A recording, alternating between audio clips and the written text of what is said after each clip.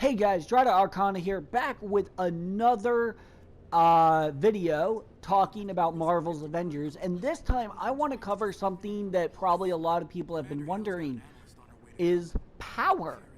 What is this stat? And I'm hopefully going to share with you guys the answer to this very specific stat, so let's jump into it. Okay, as you can see, my Iron Man is 103 power. What does this actually mean? What is this stat? And whether or not I should be focused around it. Okay, first off, just to get some confusion out of the way, power is not something you want to 100% focus on. And there's a reason for this. First off, power determines the strength of the gear that you receive. And while that might be an incentive to increase your power as high as you possibly can, then focus on stats, the issue with that is that enemies will always scale to your power level. For example, if I look at this challenge here, I'm power level 103, and if I were to do the priority harm challenge, it says it requires a power of 109 plus 6 for being challenge level 2.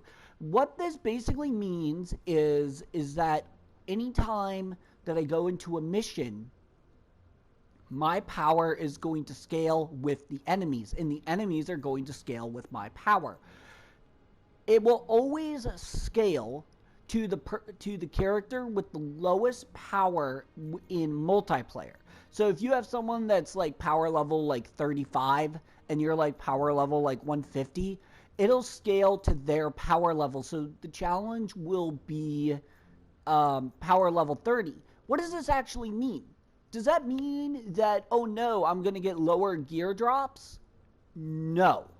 What this actually means is that what's going to happen is you're still going to receive gear for your power level. So you're still going to get gear that is to your power level. What is going to change, and this is actually one of the more interesting things, is that there's a stat in the game called willpower. Let's go ahead and look at that. So we're going to look at willpower here. Willpower is maximum health, basically is your maximum health.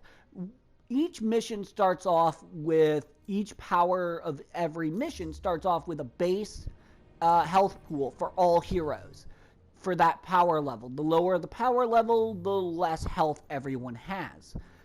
So there's a base, and then it adds that much extra health to your hero.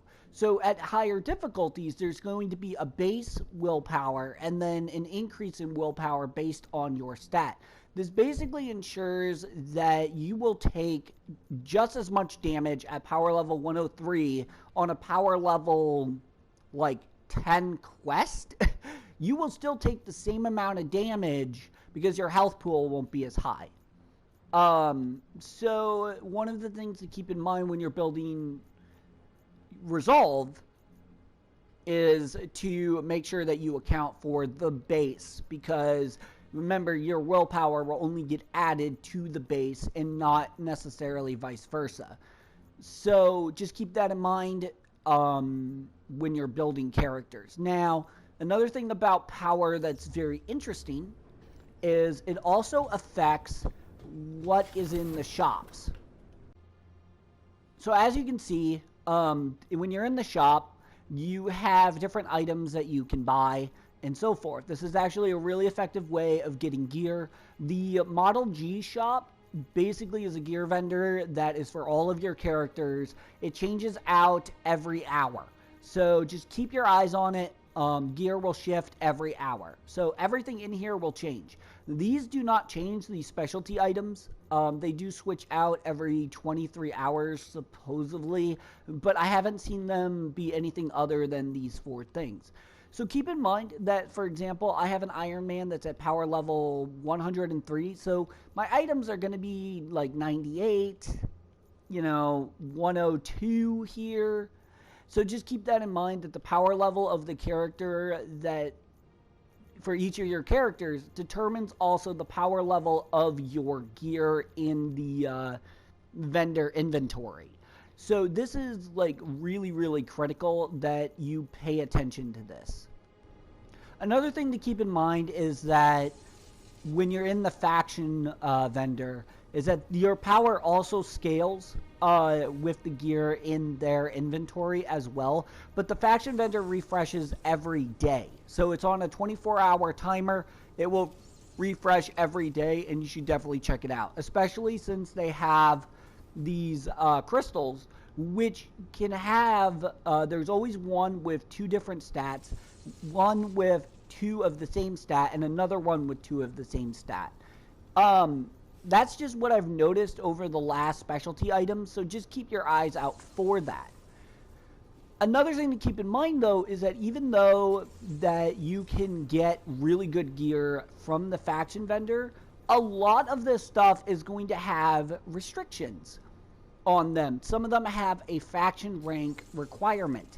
So this is an incentive to get your faction up, because these guys drop really good gear. As you can see, this armor piece here that I can buy right away, resilience and resolve, and then it's got a 21% increased status damage for all weapons, which is a really good level 3 ability. And then there's this other one here that gives valor and resilience. So definitely I'd take a look at this as well. So since power also scales with your armor, with your vendors, that's another thing to keep track of. Now, the last thing that we're going to cover is power level and how leveling works with it. So while early on you want to concentrate on probably your regular level to get it to 15 so you can get access to that second artifact slot, which in turn is going to give you more power, but you also want to get your level up to at least 20 so you have some decent skills. After that, it's all about grinding out the power, and while you could focus entirely on power and not pay attention to your main stats for your build, I don't recommend doing that because of the fact that the enemies are going to scale with your power level. So I could technically equip everything that is just straight up power, and I would have a higher power level for doing that. But the issue with that is that I basically would lose a lot of damage. As you can see, if I were to equip this 96 power, I would lose something like 7% of my ranged rating for this build, and that's just something that is just not going to help me.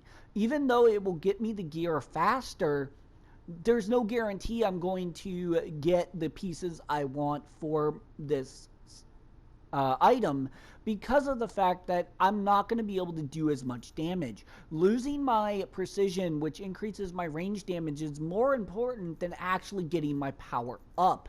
While the power does cap at 150, you have to keep in mind that your stats are just as important. So you need to find a balance between power and stats, because you want to get your power up consistently, but at the same time, you don't want to sacrifice your priority stats for your character, because being able to do damage is just as important as getting that power up.